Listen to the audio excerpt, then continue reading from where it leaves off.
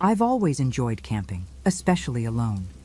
There's something freeing about being surrounded only by nature, far from the noise of people and obligations.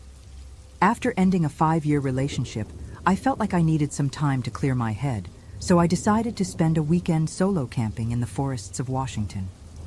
It wasn't my first time camping, but it was my first time doing it after months of feeling completely lost. I arrived early in the afternoon, under the region's typical gray sky and the damp, earthy smell hanging in the air. I picked a spot far from the main trails, well away from any other campers. I wanted silence, just me, my tent, a campfire, and the towering trees around me. The day passed uneventfully. I set up my tent, gathered wood for the fire, and spent some time reading an old book I'd brought. As the sun began to set, the shadows of the trees grew longer, and the air turned colder quickly. I lit the fire, ate a simple dinner, and sat watching the flames crackle. That's when I noticed a flickering light in the distance, between the trees. It was the beam of a flashlight, someone walking. I watched for a while, but it didn't seem like it was heading toward me. I figured it was another camper exploring the area, and didn't think much of it. Still, something about the way the light moved, irregular, without any clear pattern, made me uneasy, like it wasn't just someone finding their way back to their campsite. After some time, the light disappeared, and the silence returned to the forest. I tried to convince myself I was overthinking it, and that there was nothing strange about it, but that feeling of unease lingered. I decided to extinguish the fire and retreat to my tent. I was tired from the hike and setting everything up, so I figured a good night's sleep would do me good. Inside the tent, as I settled into my sleeping bag, the wind began to move through the trees, making that low, constant sound that should have been relaxing. But that night, it felt different. There was something heavier about it, as if the wind was carrying some distant sound I couldn't quite make out. Despite the weight on my chest, I eventually fell asleep. I woke up suddenly, unsure of how much time had passed. The first thing I noticed was the sound of footsteps. It wasn't an animal, I was sure of that. These were light but deliberate footsteps circling my tent. My heart started pounding, and I froze completely, trying to listen more closely. Then I heard something even more disturbing. Whispers. Quiet, almost imperceptible, but definitely human. The problem was, it wasn't in English. I couldn't recognize the language, but it had a peculiar rhythm, almost like chanting. With trembling hands, I grabbed my flashlight and prepared to step out of the tent, even though every instinct was screaming at me to stay inside. With the flashlight in hand, I unzipped the tent slowly, trying to make as little noise as possible. My heart felt like it was in my throat, and every movement I made seemed far too loud in the surrounding darkness. When I finally looked outside, there was no one there. Just the towering trees, motionless under the faint glow of the moon, and my fire long extinguished. Still, something was different. Scattered on the ground near my tent were my belongings. My backpack, lunchbox, even my spare sleeping bag. Everything had been pulled out and thrown around haphazardly. My entire body went cold, but what really made me freeze were the marks on the trees around the campsite. Strange symbols, like letters or drawings I'd never seen before, carved into the bark. They were irregular, but there was something about them that felt deliberate. I knelt to grab my backpack, quickly checking if anything was missing, but everything was there, just tossed around. As I gathered my things, that horrible feeling of being watched crept over me. My instincts told me to glance over my shoulder every second, but I was terrified of what I might see. I decided to shine the flashlight on the symbols for a closer look, but that only made things worse. Some of them seemed fresh, with bits of bark still scattered at the base of the trees. Others, however, looked ancient, like they'd been there for years. The pattern seemed random, but as I stepped back, I realized they formed something larger. That's when it hit me. These symbols weren't here when I set up camp. The cold felt sharper now, and the darkness around me seemed to swallow everything beyond the weak beam of my flashlight. I knew I didn't have much time before fear completely paralyzed me, so I finished collecting my things and tried to think of what to do. Leaving in the middle of the night without a clear path felt more dangerous than staying. But staying meant confronting something unknown, something I couldn't even name.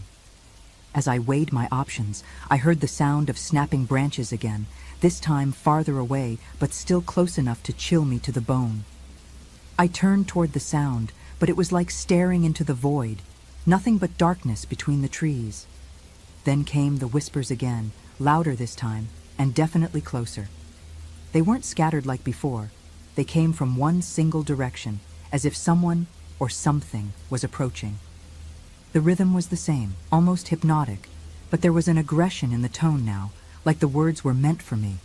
I knew I had to move, but my legs felt heavy, as if they were rooted to the ground. That's when I caught movement out of the corner of my flashlight. It wasn't clear, just a quick shadow between the trees, but it was enough to make me let out a muffled scream and instinctively step back.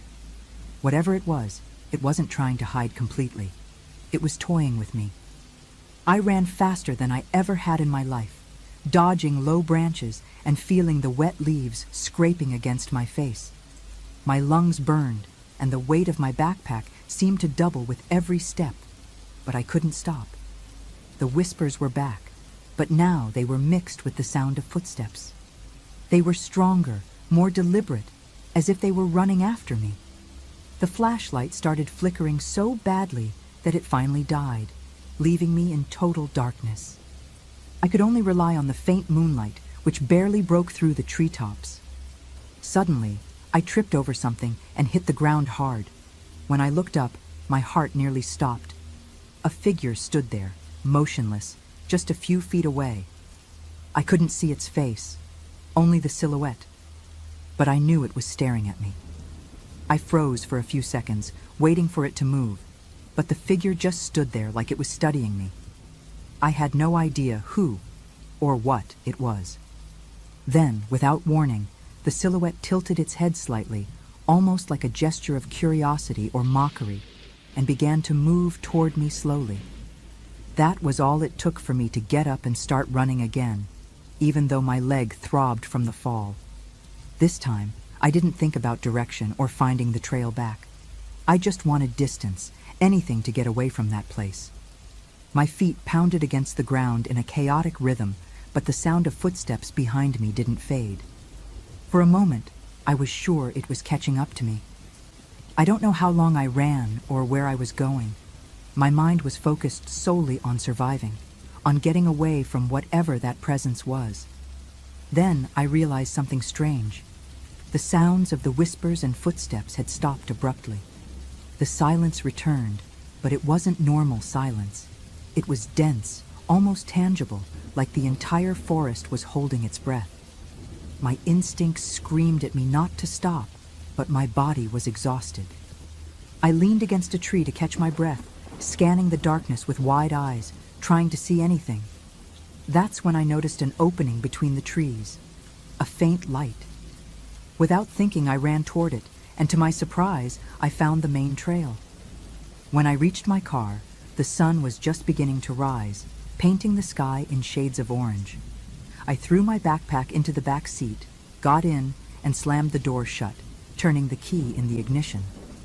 As I drove, I kept glancing at the rearview mirror, expecting to see something or someone emerge from the road behind me, but it was completely empty. Even now, as I write this, I can't fully understand what happened that night. The carvings on the trees, the whispers, the figure. It all felt so real, yet impossible to explain. I've never gone camping alone since. In fact, I don't think I'll ever step into a forest again. The only thing I know is that something was there with me, and whatever it was, it didn't want me to stay.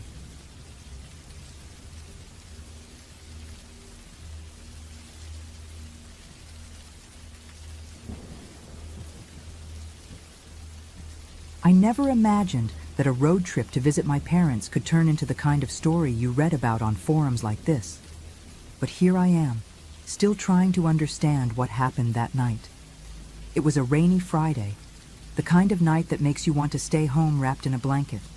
But I had decided to take a remote road to avoid traffic. I regret that decision to this day. I was alone, with the constant sound of rain hitting the windshield, and the forest on both sides of the road seemed to close in around me. The headlights reflected off the raindrops, sliding down the glass, and I drove slowly, worried about skidding. Everything seemed peaceful until I realized I had missed an important turn. The road was dark, there was no cell signal, and the only thing I could do was keep driving and hope to find a place to ask for help. After some time, I finally saw a faint light on the horizon, a flickering sign that read, "Diner." I sighed in relief and turned into the parking lot, which was almost empty except for an old truck and a motorcycle.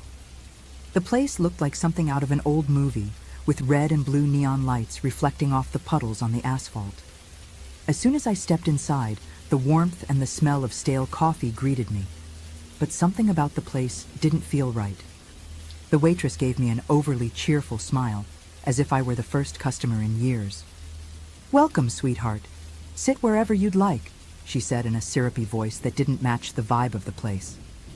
I chose a table near the window, trying to ignore the stares from two men sitting at the counter. They murmured to each other, but stopped as soon as they realized I was looking. While I waited for the coffee, I ordered more to warm up than to drink. I glanced around to distract myself.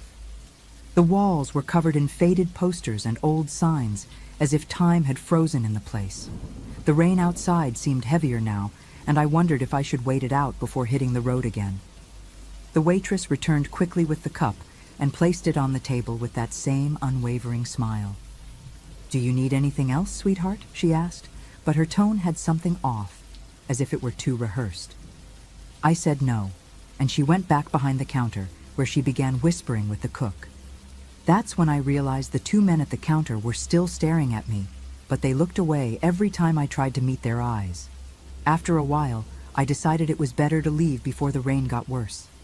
I went to the register to pay, feeling the piercing stares of the other customers on my back. The waitress wished me good luck, but her smile now felt almost mocking.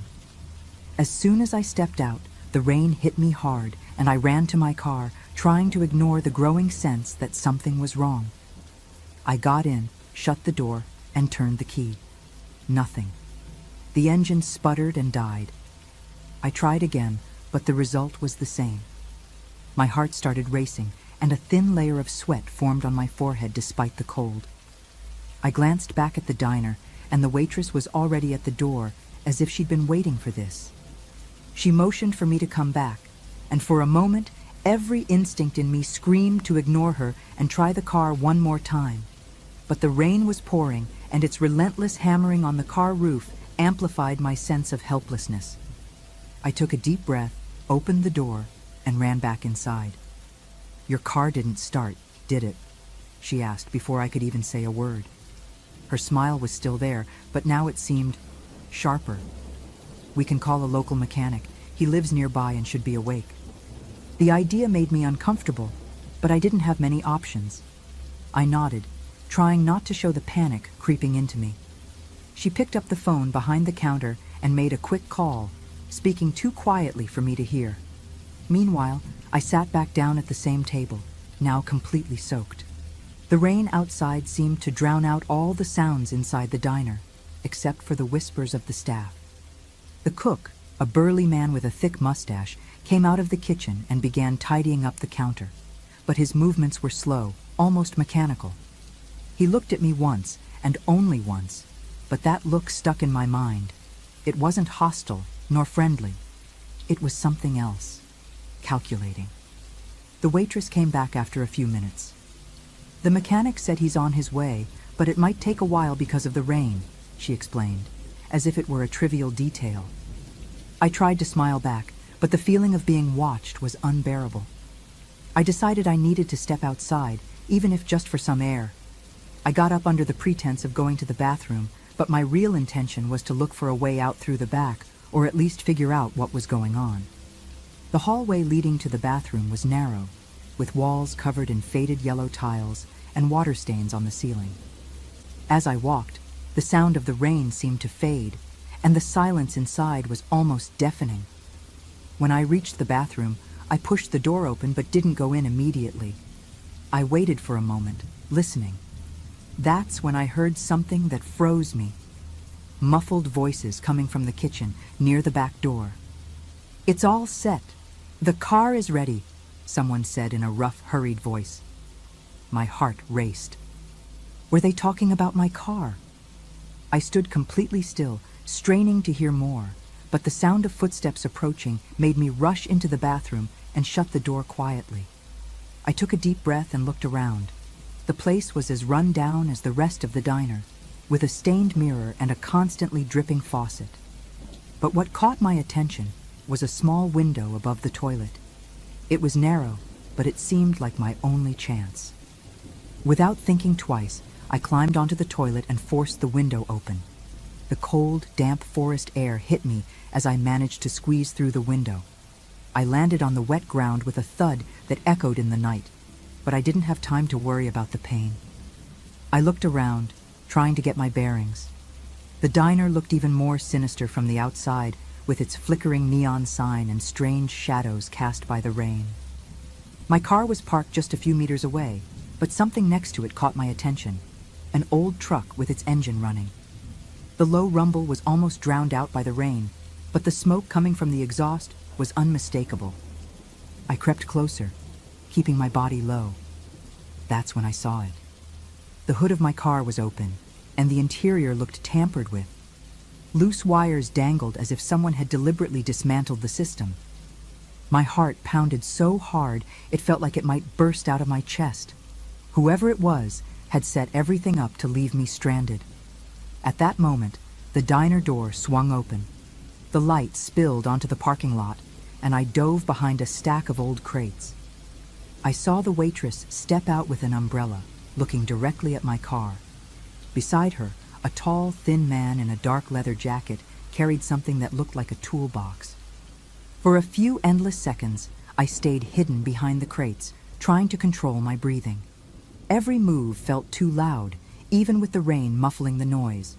The waitress and the thin man approached my car, and he began fiddling with the wires while she held the umbrella to shield him from the rain. "Are you sure this will work?" she asked, her voice firm and stripped of the syrupy tone she'd used before. "It'll work. She just needs to get in the truck," he replied, as if it were the most normal thing in the world. My stomach churned, and my body tensed. They were planning something. I looked around desperately for an escape route. The truck was running, but it was impossible to reach it without being seen. My car, in that condition, was useless. That's when I spotted a narrow dirt path at the edge of the parking lot, almost hidden by the trees and the darkness. It wasn't exactly a safe exit, but it was my only option. Waiting for the right moment, I stayed low and ran as fast as I could toward the path, not caring about the branches and mud clinging to my clothes. My only goal was to get as far away as possible. The darkness seemed to swallow me as I ran along the narrow path, the rain making everything more difficult. My hands slipped on tree trunks as I tried to keep my balance, and the mud felt like it was trying to hold me in place. My heart was in my throat, but I couldn't stop. I had no idea where the path led, but anywhere was better than staying near that diner. Then I heard something that froze my blood. Heavy footsteps behind me, mingling with the sound of the rain. They were following me. I picked up the pace, stumbling over an exposed root and nearly falling, but I forced myself to keep going. The trees around me seemed to close in with every step, and the air grew thicker. I turned back for just a second, enough to see a flashlight's beam bobbing between the branches, accompanied by muffled voices. They were getting closer. My mind raced as fast as my body, trying to figure out what to do. I couldn't run forever, and hiding seemed like a terrible idea with those lights. Then I saw it. A small wooden structure in the distance, almost camouflaged among the trees. It looked like an abandoned cabin, and without thinking twice, I ran toward it. When I reached the cabin, my legs were trembling, and my hands slipped on the rusty doorknob as I tried to open it. Thankfully, it was unlocked and creaked loudly as it gave way, making my heart skip a beat. I stepped inside and closed the door behind me. holding my breath as I listened. The rain hammering on the cabin's roof seemed both a blessing and a curse. It masked the sound of my breathing, but also made it harder to hear if they were close. The interior was small, filled with old furniture covered in thick layers of dust. A strange smell lingered in the air, somewhere between mold and rust, but I didn't have time to think about it. I crouched behind an old wooden shelf, trying to hide from whoever was outside. That's when I heard the voices again. They were clearer now, and much closer. "She came this way," said the man, his voice low and gravelly, probably the same one who had tampered with my car. Another voice responded, this time a woman's, and I recognized it instantly. It was the waitress. "She won't get far. This forest swallows people like her." My blood ran cold. It wasn't just paranoia. They were really after me, and it seemed like this wasn't the first time something like this had happened. I held my breath as the flashlight beams passed through the gaps in the wooden walls, illuminating the cabin's interior intermittently. I closed my eyes, praying they wouldn't come inside. The flashlight beams lingered on the cabin for a moment, and I heard the heavy steps circling the outside.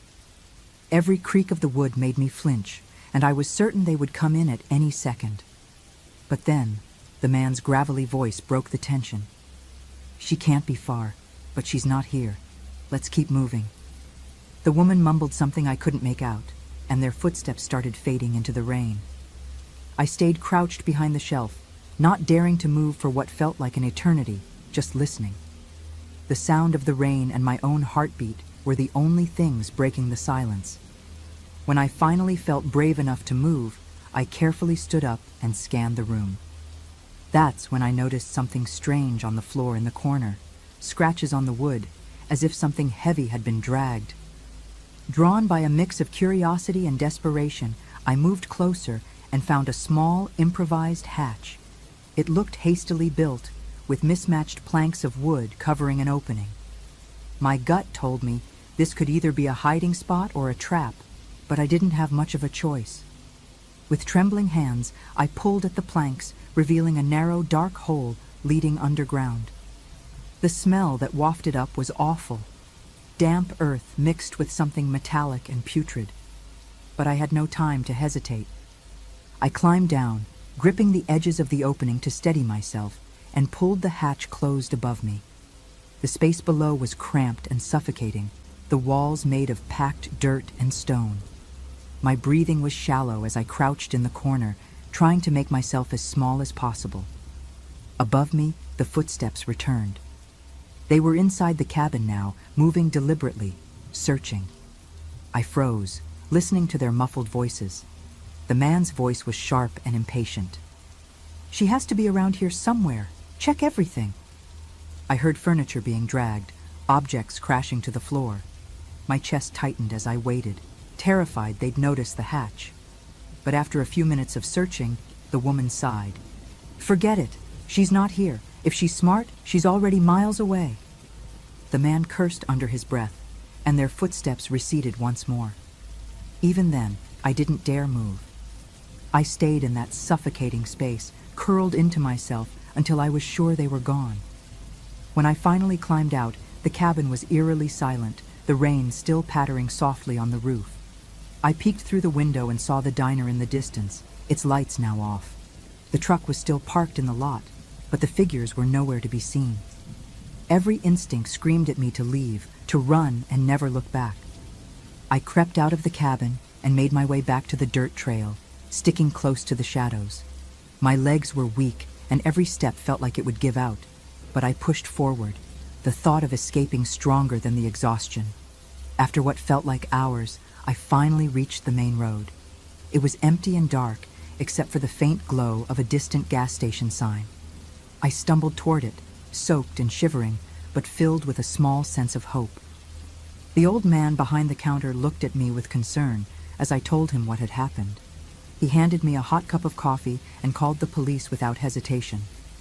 While we waited, he said something that made my skin crawl. "That diner. I've heard stories. People who stop there don't always come back." The police arrived and took my statement, but as far as I know, They never found the people or my car. The diner, the truck, and the waitress were gone by the time they searched the area. To this day, I don't know what they wanted from me, and I don't think I ever will. I avoid lonely highways and remote diners now, but sometimes, when I'm alone at night, I still hear the rain and the sound of footsteps behind me.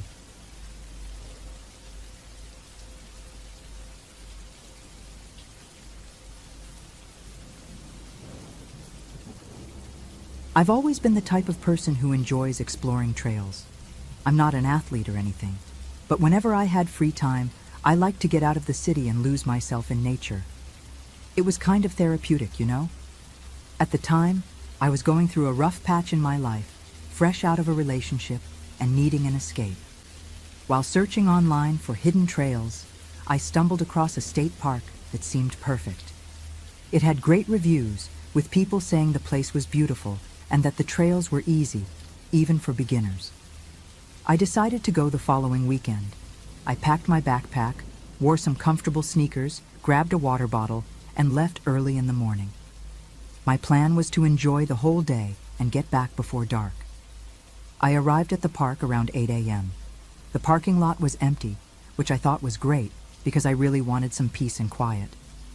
There was a small wooden sign marking the beginning of the trail with basic instructions: respect nature, carry out your trash, the usual stuff. The trail started out just as I expected.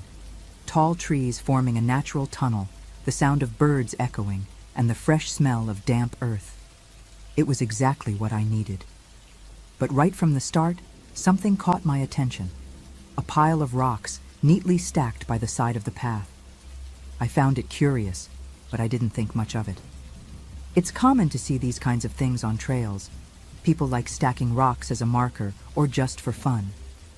I walked for about an hour at a leisurely pace, enjoying the quiet and snapping a few pictures with my phone. That's when I saw another pile of rocks, this one larger and more intricate. The stones were of different sizes, stacked almost artistically, as if someone had spent a lot of time perfecting them. I looked around, trying to imagine who might have done this, but the trail was completely deserted. What struck me as odd was that the rocks looked freshly placed, clean, without dust or moss, as if they'd been arranged that very morning. I kept walking, assuming it might just be a local tradition or the work of a regular visitor to the park. The trail began to narrow, and the environment around me subtly shifted. The trees grew denser, almost suffocating, and the air, once fresh, now felt heavy. That's when I saw something that made me stop in my tracks: a single shoe, abandoned in the middle of the path. Just one. It was muddy, but still relatively new. I thought maybe someone had accidentally lost it, but there was no sign of anyone nearby. I picked it up, glanced around, and left it where I found it. I kept walking, but an uneasy feeling settled in my chest. The once comforting silence now felt oppressive, like it was waiting for something to happen. After the shoe, things got weirder. I walked for a few more minutes and came across a water bottle. It wasn't an old, discarded bottle. It was one of those sturdy, insulated metal ones, well kept and free of rust or wear. It was sitting next to another pile of rocks, as if intentionally placed there. I picked it up, and it was empty. What unsettled me was the arrangement. Everything seemed deliberate, as though someone had set it up to draw attention. My heart started beating faster, and for the first time, I thought about turning back. But it didn't make sense. Nothing seemed dangerous, at least not yet. Maybe someone had just left their things behind by mistake, I thought. Still, I kept walking, now more on edge. About 20 minutes later, I stumbled upon something that made my breath catch: a phone. It was resting on top of another rock pile, screen down. I picked it up cautiously, trying not to think too much about how it ended up there. I pressed the button to turn on the screen, but nothing happened. It seemed dead. I stood there for a few seconds, staring at the trail, trying to make sense of what was going on. That feeling of being watched started to grow. It wasn't just paranoia. It felt like the environment itself had shifted. The wind that once rustled the leaves had stopped. The silence was now absolute, and it sent chills down my spine. I decided it was time to head back. I turned around, trying to recall the exact path I had taken, but something felt off. The trees all looked the same. The bushes had no distinct markers, and no matter how carefully I retraced my steps, I kept ending up in the same spot. After walking for about 10 minutes, I realized I was back at the same pile of rocks where the phone had been. I looked around, trying to stay calm, and thought, okay, maybe I just got mixed up. I'll try again. I picked another direction and started walking faster, but like some twisted déjà vu, I ended up in the exact same place. My breathing grew heavier, and my heart felt like it was going to explode out of my chest. It was as if the park itself was playing games with me. I decided to ignore the trail altogether and cut through the woods, hoping to find a shortcut and escape. But that only made things worse. The trees grew tighter together, their branches closing in around me like they were trying to trap me. I started hearing noises too, faint, light footsteps always behind me. Every time I turned around, there was nothing. But I knew something was there. You can feel it when you're not alone. After what felt like hours, I finally found a clearing. It was a small opening in the middle of the trees, illuminated by a faint light that I couldn't tell if it was coming from the sky or reflecting off the leaves. But something felt wrong about that place. The moment I stepped into the clearing, a shiver ran down my spine, like I had crossed some invisible boundary. In the center was another pile of rocks, larger than all the others I'd seen before. And there, tucked under one of the smaller stones, something caught my eye. It was a piece of paper, yellowed and frayed at the edges, like it had been there for a long time. I picked up the paper with trembling hands and carefully unfolded it. The message was simple, written in firm but hurried handwriting. Don't follow them. My stomach churned. Who were they? Up until that moment, I hadn't seen anyone, but the feeling of being watched was stronger than ever. My entire body was tense, like every muscle was preparing to run, even though I didn't know where the danger was coming from. I looked around, trying to make sense of the message, but the silence was crushing. Suddenly, a shadow flickered in the corner of my vision, making my heart almost stop. I whipped my head toward the shadow, but there was nothing there. Just the still trees, like silent witnesses to something I couldn't see. The message on the paper now felt more like a warning than a clue. I decided I couldn't stay there any longer. Even though I didn't know exactly where to go, I forced myself to move. The clearing had 3 apparent exits, but none seemed more inviting than the others. I chose the one on the right, trying to remember the sun's position to guide me, but the light seemed distorted, as if it wasn't coming from a fixed point. It was all so confusing that my legs started moving almost on instinct. As I followed the new path, I began to hear voices. They were faint at first, like whispers from far away, but gradually they grew clearer. They sounded like indistinct murmurs, like a conversation I couldn't quite make out. The voices seemed to come from all directions, but when I turned around, there was still no one there. The only sound accompanying me was the crunch of dry leaves under my feet. With each step, the voices grew louder, closer, and I started to make out a few words. Go back. Stay. Don't look. My heart was pounding in my throat, but I had no idea what to do. Stop? Keep going? I felt trapped in an endless nightmare. My head was spinning. The voices, now louder, seemed to blend with the sound of footsteps that weren't mine. It felt like something was following me, keeping a calculated distance, just enough for me never to see it. I started running, ignoring the trail, ignoring the branches that scratched my face and arms. All I wanted was to get out. My lungs burned and my feet tripped over invisible roots, but I couldn't stop. Then I really did trip, falling face first into the ground. When I lifted my head, I realized I was back at the clearing, as if I'd been running in circles. The pile of rocks now looked different. The stones were no longer carefully stacked.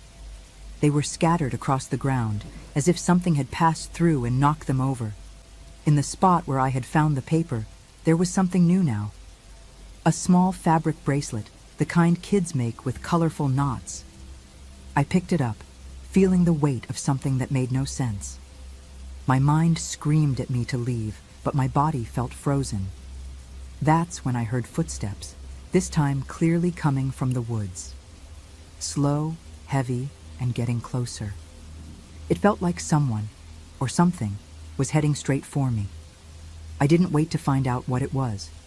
My will to survive overpowered the fear that had paralyzed me, and I ran again, aimlessly. This time, I tried something different. I started marking the trees along the way, using a sharp rock to carve small lines into the trunks. If I ended up back at the clearing, at least I would know. Every step seemed to take me deeper into that living maze. The sound of footsteps behind me continued, now accompanied by a low buzzing, almost like a repetitive chant, but I couldn't understand it. My head throbbed, and the voices still echoed, as if they were trapped inside my skull. That's when I saw the light. Through the trees, a small beam, like an exit. I ignored everything, the exhaustion, the fear, even the marks I'd made on the trees, and ran toward it. When I arrived, I realized it was the park's parking lot. My car was there, exactly as I had left it. But before I could feel any relief, I noticed something that made my blood run cold. The paper I had found in the clearing was now tucked under my windshield wiper. The same words, "Don't follow them." My entire body trembled. I got into the car, started the engine, and left as fast as I could. I got home that night with my heart still racing. I couldn't sleep. Every time I close my eyes, I still hear the voices or feel that presence watching me. The paper is still with me, tucked away in a drawer. I've never told anyone about this until now, but I needed to get it off my chest. I don't know what happened in that park, but I know I'm never setting foot there again. And if you're thinking about visiting, the best advice I can give you is this: